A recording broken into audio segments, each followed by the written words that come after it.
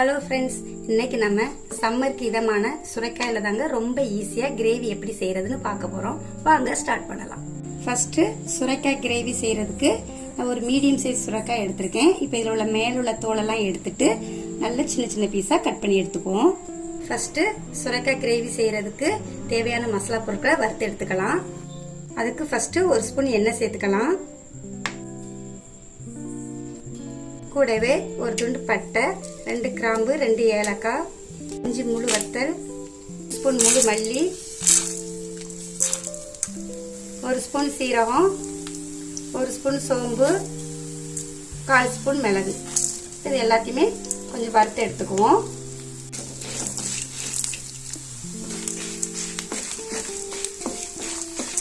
இது கூடவே ஒரு 2 ஸ்பூன் வேர்க்கடலை பருப்பும் சேர்த்துக்கலாங்க. நான் வறுத்த கடலைனால லாஸ்ட்ல போடுறேன்.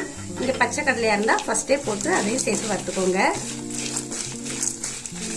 அவ்வளவுதாங்க, ஒரு 2 நிமிஷத்துக்கு வறுத்தா போதும். இப்போ இதை வேற ஒரு பாத்திரத்துக்கு மாத்திக்குவோம். இப்போ அதே கடாயிலே ஒரு ஸ்பூன் எண்ணெய் சேர்த்துக்கலாம்.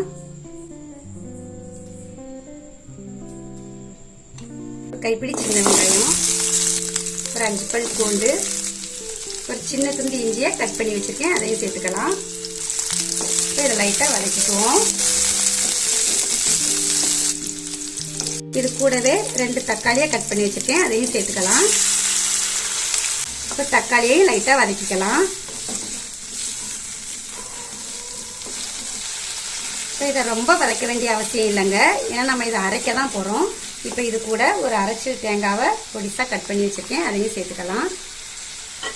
கூடவே ஒரு கொத்து கருவேப்பிலை. இது எல்லாத்தையுமே நல்லா வதக்கிக்குவோம். எல்லாமே ஒரு 2 நிமிஷம் வதங்கிருக்குங்க. இப்போ இதையும் எடுத்துடலாம். ஃபர்ஸ்ட் ட்ரையான மசாலா ஜாமான்லாம் ஒரு மிக்ஸி ஜாருக்கு மாற்றி லைட்டாக திரிச்சு எடுத்துக்கலாங்க. இந்த அளவுக்கு திரிச்சா போதுங்க. இப்போ இது கூட வெங்காயம் தக்காளியுமே நல்லா ஆறிட்டுங்க, அதையும் சேர்த்து கொஞ்சமாக தண்ணி விட்டு நல்லா நைஸாக அரைச்சி எடுத்துக்குவோம். இந்த அளவுக்கு நல்லா நைஸா அரைச்சி எடுத்துக்கோங்க. இப்போ இது இருக்கட்டும். இப்போ கிரேவி செய்யறதுக்கு ஒரு பாத்திரம் வச்சிருக்கேங்க, அதில் 2 ஸ்பூன் எண்ணெய் சேர்த்துக்கலாம். எண்ணெய் நல்லாவே சூடாயிருச்சுங்க. இப்போ இது கூட ஒரு ஸ்பூன் கடுகு உளுந்த பருப்பு சேர்த்துக்கலாம். கடுகு நல்லாவே பொரிஞ்சிட்டுங்க. இப்போ இது கூடவே 2 பெரிய சைஸ் வெங்காயத்தை நல்லா பொடிசா கட் பண்ணி வச்சுட்டு அதையும் சேர்த்துக்கலாம். கூடவே ஒரு கத்து கருவேப்பிலையும் போட்டு நல்லா வெங்காயத்தை வதக்கிக்குவோம்.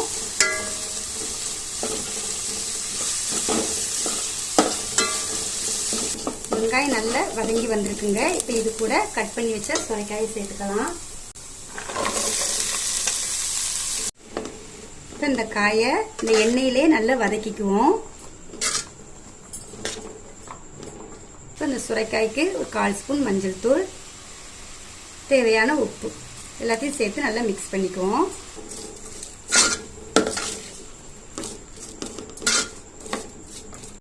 இந்த காயை ஒரு 5 நிமிஷத்துக்கு வதக்கிருப்பேங்க.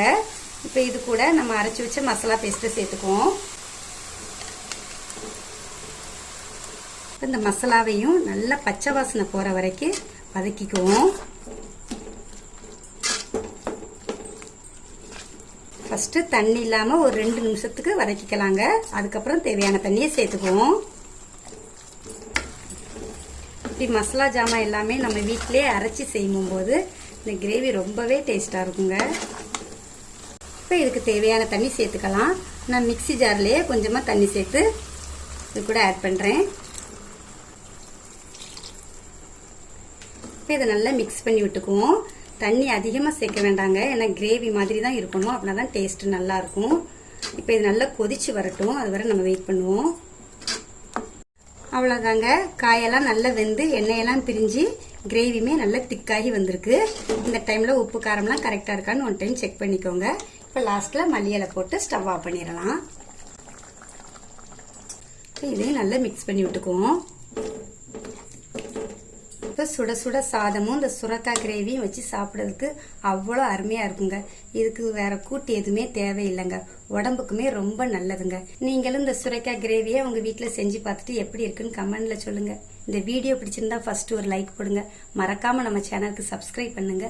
நன்றி.